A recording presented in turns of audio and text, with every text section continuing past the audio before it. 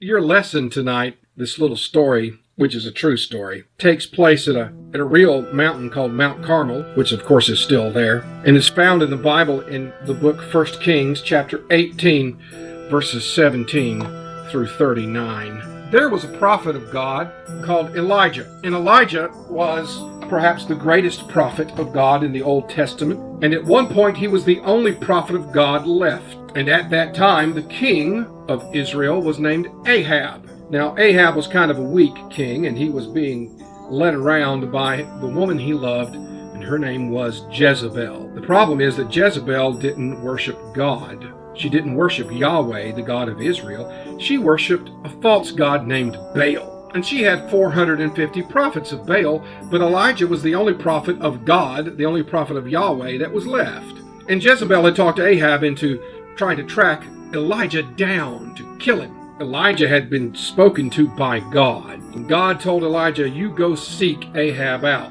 and you tell him you want to meet with him. So when Ahab saw Elijah, Ahab was incredibly surprised.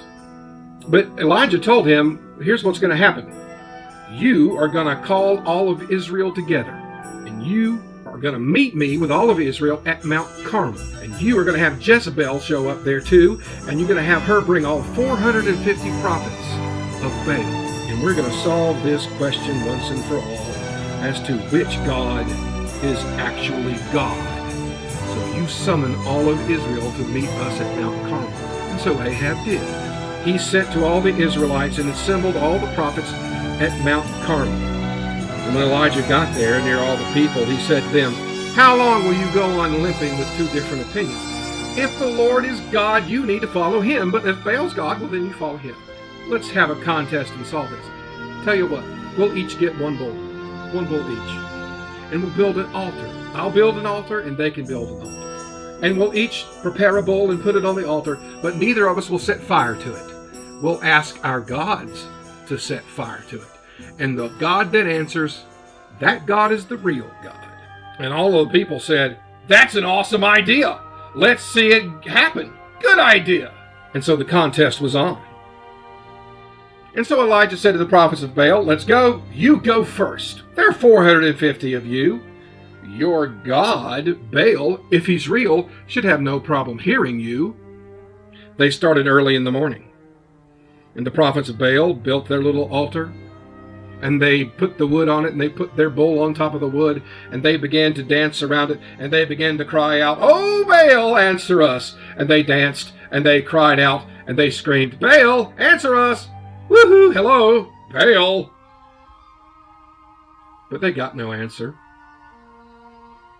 And they marched and did that from morning until noon. And at noon, Elijah began to mock them. And he said to them, hey, maybe you need to shout louder. Sure, if he's a god, maybe he can hear you, right? Or maybe he's deaf in one ear. Maybe he's not there. Maybe he's in the bathroom and can't hear you. Yell louder! So they did. And then as they began to dance more and yell more, they had this idea that Baal liked it when they bled. So they took out knives and swords and they cut themselves as they yelled, Baal, come light the fire, please, Baal, we're getting woozy here. And still nothing. Well, midday passed. And Elijah said to the prophets of Baal, I don't think he's going to answer you.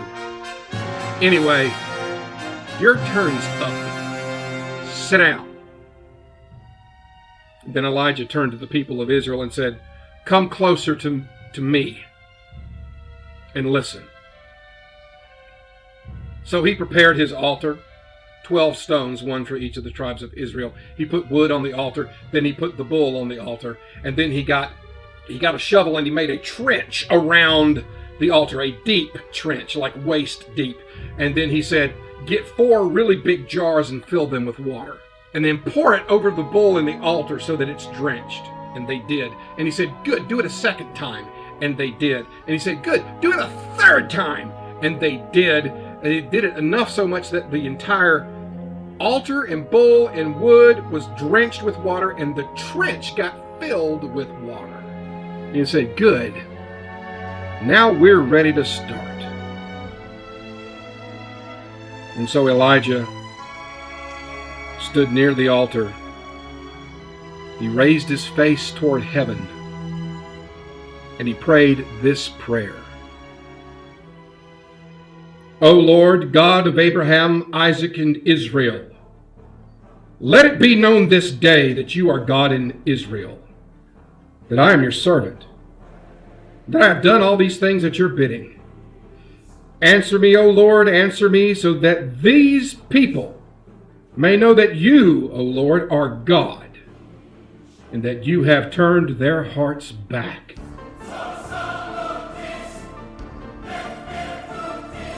At that moment, the fire of the Lord fell down from heaven and consumed the burnt offering. It consumed the wood. The fire burnt up the stones. It burnt up the dust under the stones, and it even completely evaporated the water that was in the trench. It was all gone.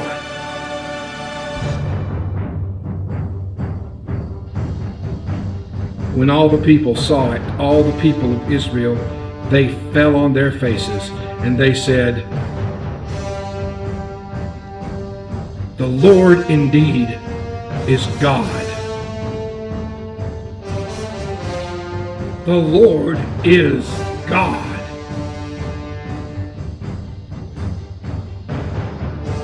Elijah won the contest.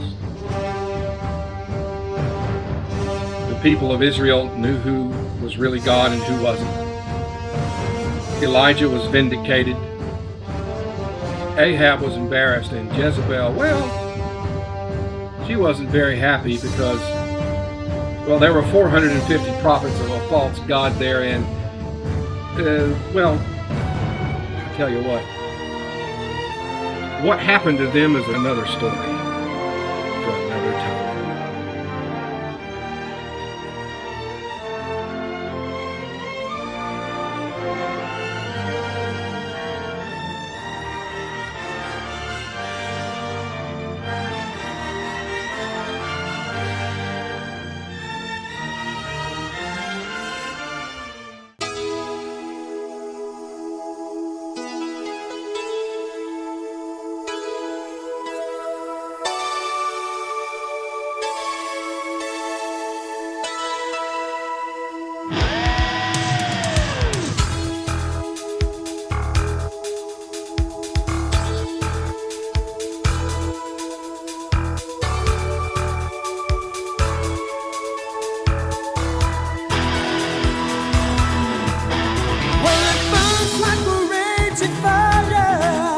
From my head down to my feet.